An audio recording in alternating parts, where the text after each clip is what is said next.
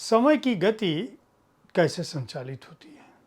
क्या धरती पर जीवन को कोई नियंत्रित करता है? क्या कोई ऐसी मशीन है हम जिसके पुर्जे हैं? मशीन चलाने वाला उसे अपने ढंग से किसी की ज़िंदगी में सुख, किसी की ज़िंदगी में समृद्धि, किसी की ज़िंदगी में दुख, किसी की ज़िंदगी में गरीबी घोलता रहता है। क्या कोई ऐसा मास्टर है जिसके इशारों पर, जिसके धागों पर हमारा जीवन, पूरी धरती नाचती रहती है?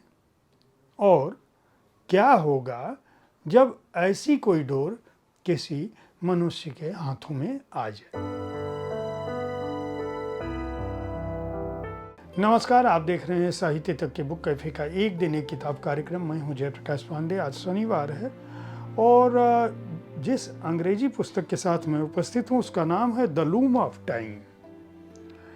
The loom of time, stranger than fiction. Rajiv Mudgal इसके रचनाकार हैं।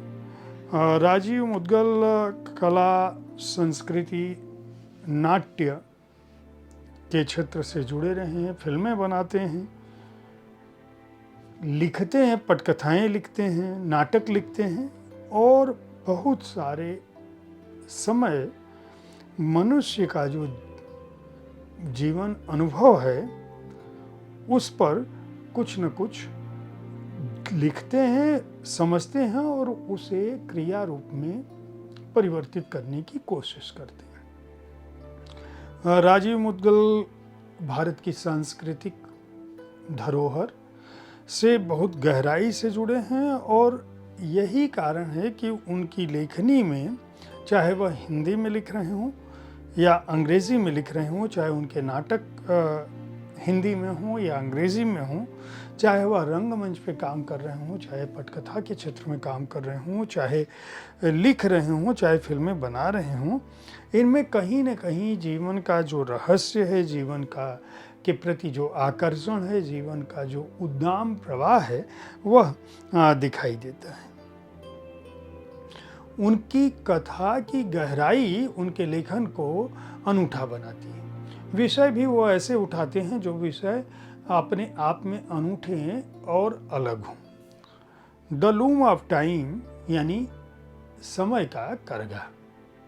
समय का करघा ये केवल कोई वाक्यांश नहीं है, बल्कि वाकई एक ऐसी मशीन है जो एक व्यक्ति जो सोवियत संघ की यात्रा पर जाता है, उसे वहाँ एक रहस्यमयी यात्रा के लिए चुना जाता है। वहाँ जब जाता है तो वहाँ जो प्रबुद्ध बौद्धिक हैं, उन लोगों के समुदाय के बीच फंस जाता है, जहाँ उसके अपने विचार, उसकी अपनी शंकाएं, उसकी अपनी जिज्ञासाएं इन विमर्शों के बीच झूलने लगती है। सत्य क्या है उसका आभास उसे नहीं होता है। अंततः उसे समझ में नहीं आता है कि आखिर वह क्या करे। इसी दौरान वह संशय की उधेड़-बुन में होता है कि उसे एक युवती मिलती है और वह उससे तर्क में एक तरह से प्रभावित करती है और वो कहती है कि दरअसल जीवन जो है वह निश्चितता में नहीं बल्कि अनिश्चितता को अपनाने में दिखता है। जीवन का जो रहस्य है, सब कुछ निश्चित है तो आप तलाशोगे क्या? जब अनिश्चित हो तब आप स्थिरता की खोज करोगे, उसे निश्चित करने की खोज करोगे, उसे सुलझाने की खोज करोगे। यही है समय का करघा। अब यह लड़का जब सोचने लगता है, वो कहती है कि समय का करघा जो है वह व्यक्ति के विचारों को, उसके कार्यों को संचालित करता है और उसी के माध्यम से व्यक्ति का भाग्य और इतिहास, ये दोनों जो है प्रभावित और संचालित होते हैं। वह लड़का इन बातों के प्रति विचार कर रहा होता है कि अचानक उसे एक पुस्तकालय में समय का करघा मिल जाता है। वह पुस्तकालय में जाता है, वहाँ एक गोपनीय तरीके से समय का करघा रखा होता है जो बहुत ही प्राचीन होता है, बहुत ही अलंकृत मशीन की तरह होता है, प्रिंटिंग प्रेस की तरह से होता है। प्रिंटिंग प्रेस और हथकरघे का मिला जुला रूप है, करघे का मिला जुला रूप है, जो जटिल जो है लकड़ी से बना होता है, नक्काशीदार और धातु से निर्मित होता है। यह करघा जो है अपने आप में चमत्कारिक है और बहुत विशाल है।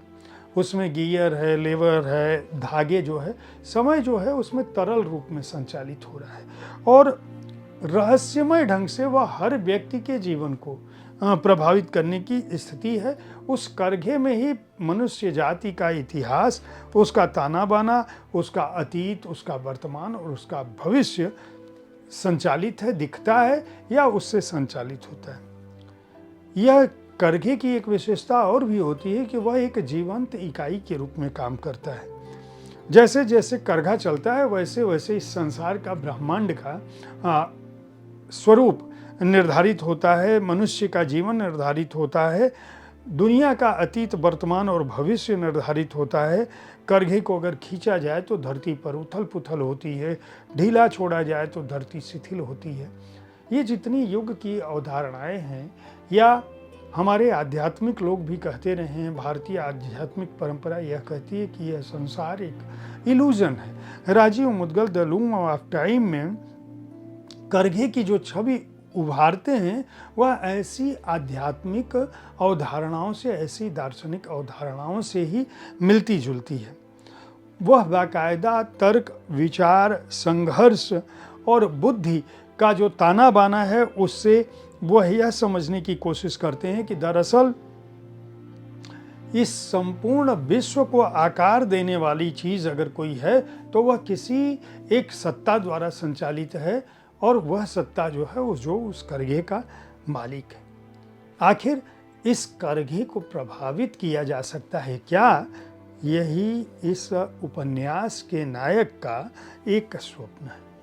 वह उस करघे के धागे के माध्यम से लोगों के भविष्य, लोगों के वर्तमान, लोगों की आशाओं, लोगों की आकांक्षाओं, लोगों की इच्छाओं को समझने के साथ साथ न केवल प्रकृति के चक्र को समझने की कोशिश करता है, जीवन मृत्यु को समझने की कोशिश करता है, प्रेम, सुख, दुख, हानि, लाभ, अतीत और वर्तमान को समझने की कोशिश करता है, बल्कि